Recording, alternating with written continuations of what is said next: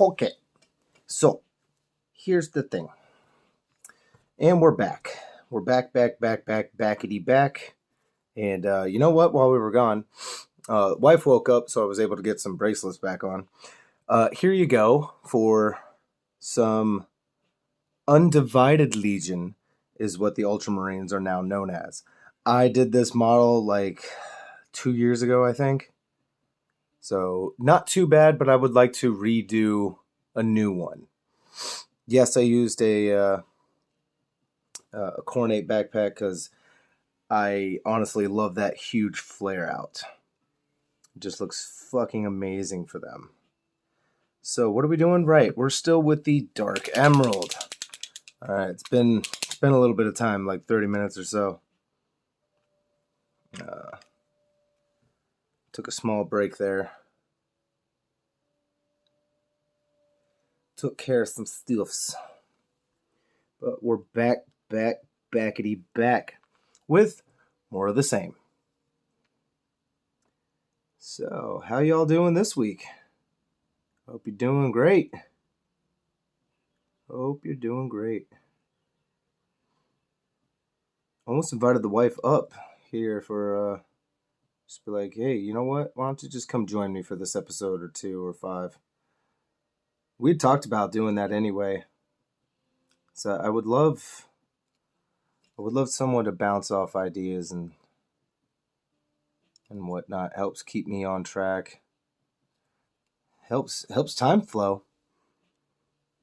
But she's also sitting down there with the monitor, keeping an eye on the kids for when they wake up, so that we can get them started, get some breakfast going. I think I'm in charge of breakfast this morning. Unless she says fuck it and does it anyway. Yeah, fuck it. Speaking of fuck it, we're just going to paint over that real quick. And I'll come back over that later. All right. So, I misquoted, or I misspoke during the last episode when I was talking about painting whatever the hell I wanted because it was fun. I did not paint the Hulk for the show. I was supposed to. I even made thumbnails and everything. I don't have the thumbnails to even show you now. Otherwise, I would put that up on screen. I went ahead and deleted them because I just went ahead and painted the Hulk, and you guys saw it on my shorts reel. If you haven't, go ahead and take a gander at that. And you might go, why the hell is he gray? Well, original Hulk was gray.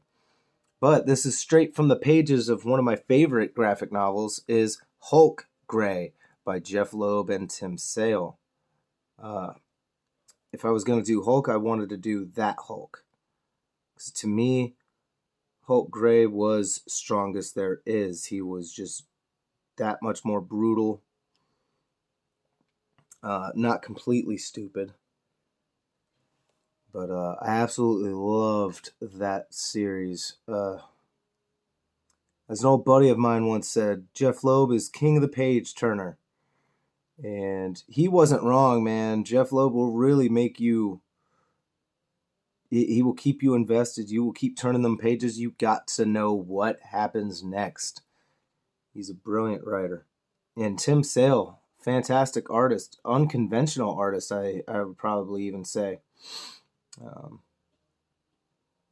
I could see people going, I don't like his art, which is fine. And I think he's even colorblind. Not that that exactly matters, but yeah, I love Tim Sale's work. It has a very... It has kind of a noir feeling to it. Ooh, I hit that boot. I'm going to have to fix that. But yeah, man. They did a whole series of those when it comes to the color series, as we call them. The one I didn't get to read was Captain America White. And I think it's because it got delayed and all that stuff to the point where I just gave up. So I never even bothered. That, or I don't even know if they ever finished it. I want to say they did. It's kind of one of those things where I'm sure you have to finish that. Well, like with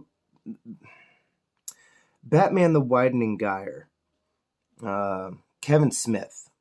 I don't know if he ever finished that one because I had part one, and part two took eons for it to even come out, and I never saw an ad for it. But like, all right, the much awaited part two is coming. Like, I never saw it, so I got fed up.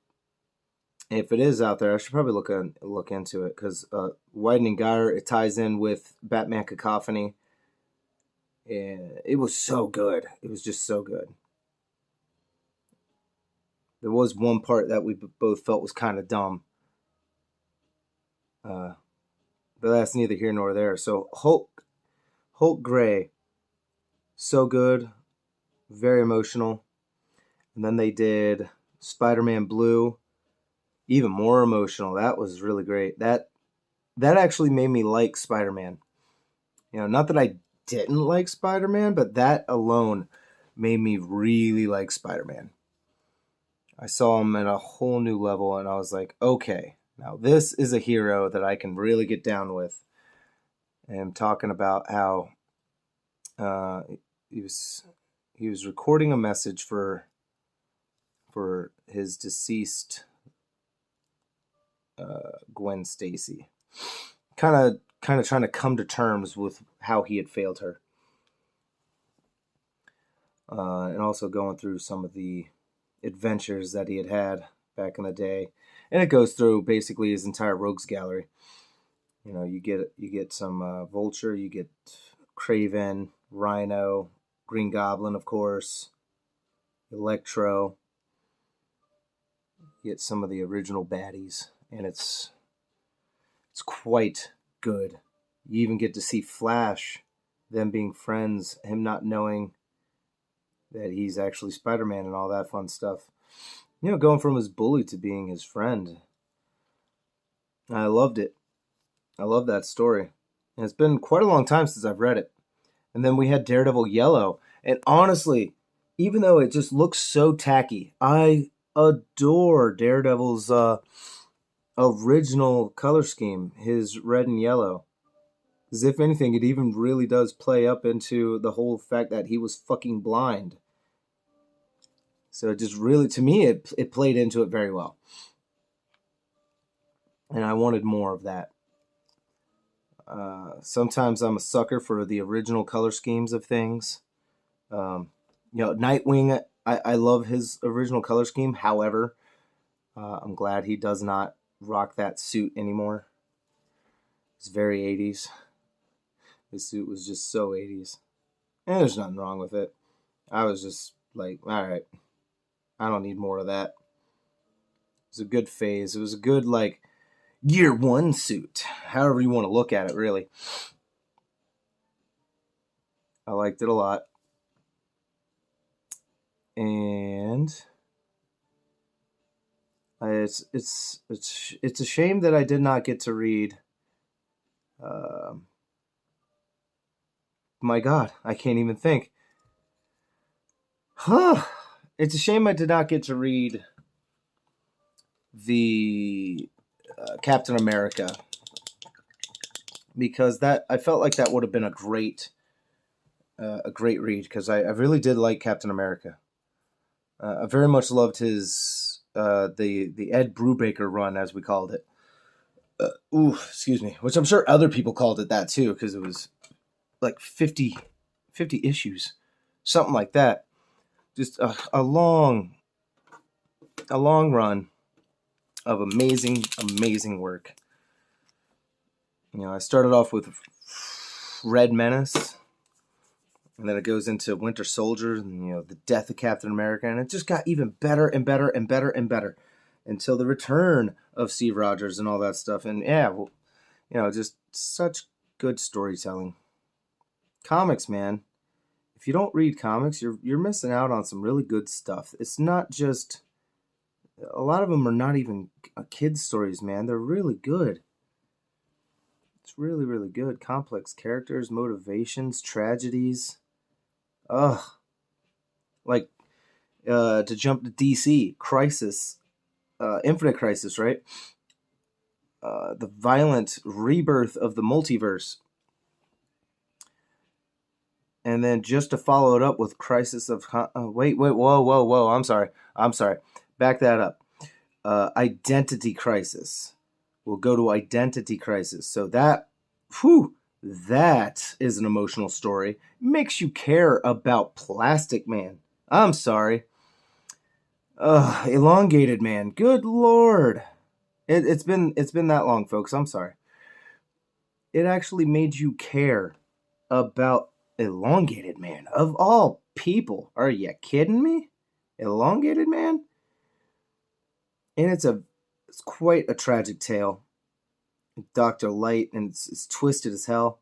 And just to follow it up with Crisis of Conscience, where Batman finds out that they deleted 30 seconds of his memory. 30 seconds. That's all they did. But that was enough. That was enough. And Bruce found out. Whew! Boy, was he not happy. Turns on the whole Justice League. It's amazing. It's such a good story. And that had an emotional impact. But you see, there's just so much. There's so much going on that people don't even know. It's so good. There's a lot of good stuff out there.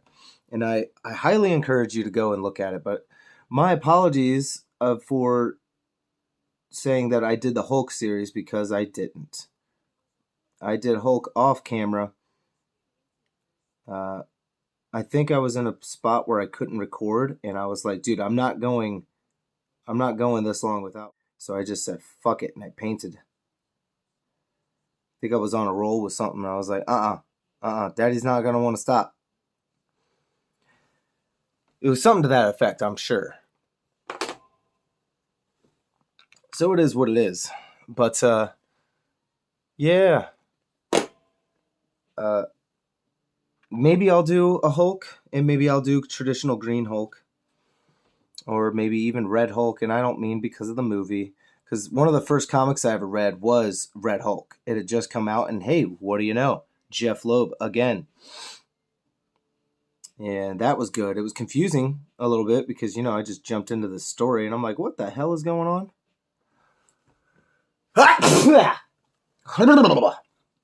My apologies. Good Lord. Good Lord, man. All right. We might have to blow our nose. Whoever you are, you'll be thankful for that. And I have tried to been making a conscious effort not to on ya. Oh man. But it also, so I'm mean sometimes, and it just makes me want to troll you. For no good reason. For no good reason. You don't deserve it, and I'm not gonna do that to you, man. Or lady. I don't know who you are. Pretty sure you're a dude. Most of my viewership are dudes. I saw a statistic the other day on some of my stuff, and 100% of my viewership was between 25 to 35, and I was like, oh my god. Like, whoa, how did I pigeonhole that? But if you're a millennial, what's up? Me too. Me too. As I've already stated plenty of times. So yeah, I'm absolutely a millennial. Absolutely. Hate me if you want for it. Don't care. Everybody hated us forever. They hated us since birth. You can just ask my parents. They were a pretty good example. Well, they didn't hate me. Whatever. But they sure didn't like me. And that's neither here nor there anyway. But us millennials, we gotta try to stick together. We'll stick together from afar, because I've noticed that a lot of millennials are just natural-born introverts. Even the extroverts out there were like, meh, whatever. And I've had people, they were like, you say you're an introvert, but I've seen you. I've experienced you out in public. You are not an introvert. And I'm like, I think what is probably closer, I would say is probably the new omnivert. Or I would tell people in more layman's terms, I'm an extroverted introvert. As in, I absolutely know how to be an extrovert, but it is so goddamn tiring. And unless I'm genuinely interested or doing, or just very much into whatever, if I'm in that right mood, it's exhausting because then I'm kind of faking it. I'm not always faking it, so you can't exactly take that out of context as well. But like, oh, he's just faking it all the time. I'm not. But dude, get with it, man. It's quite tiring trying to people all the time. That is quite tiring. All right, the gunmetal on that I think is going to help us. And if you noticed, I scratched out as best I could the Aquila that was on the blade. And on the other side, that one's very scratched out, which sucks because it's on the underside. But it's okay. Having it not so scratched out on the upper side gives us, an insight into that. You get to see that he had scratched it off. And that will help us. Helps us sell the idea that these guys were once loyalists. That he was most likely, that he was most likely a loyalist of the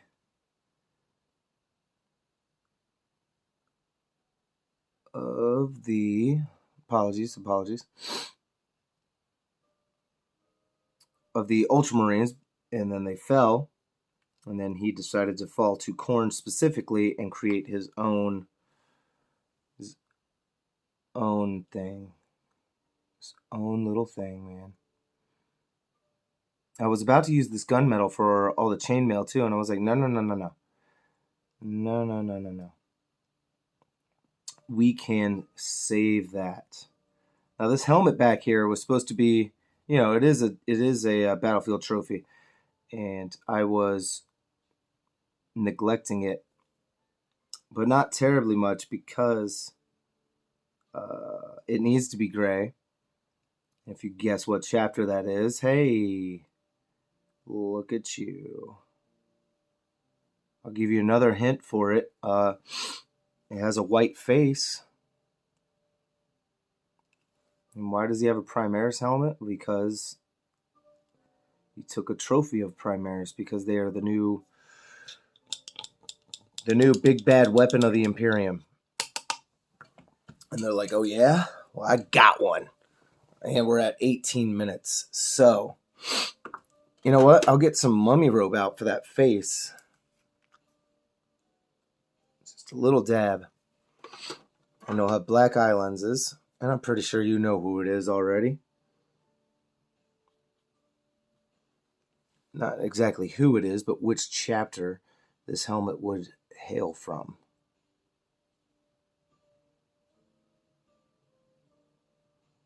And we've changed up our music quite a lot since we were last here.